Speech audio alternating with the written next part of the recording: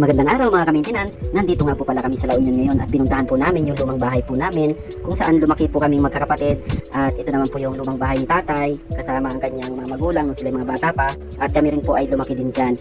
Sa may bandang kanan, ito po yung bahay ng aking lola na pinatayo noong 1990s. Pupuntahan po natin yung aming kusina kung saan ito ay aming dirty kitchen. Dito nagluluto ang aking tatay gamit ang panggatong na kahoy. Ayan po. At meron pa pong kalan na nakalagay. At nandito na nga po tayo sa loob ng bahay at kung mapapansin nyo, yung kisame ay bagsak na. Tatlo yung bagsak kasi nga tumutulong na po yung tubig. Ito po yung lumang kwarto kung saan ako natutulog. Dito naman po sa kapila ay kwarto ng aking lola nung mga huling araw po niya dito sa mundo. At yung wheelchair na yun ay kanyang gamit. Ito po, napakalawak nga po ng sala at saka ng kitchen. At yung kapatid ko nga po ay patingin-tingin pa ng mga pictures doon.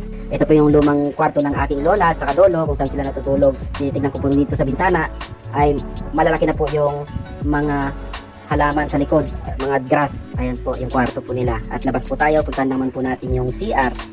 Ayun yung aking kapatid, mayroon siyang naalala sa mga picture.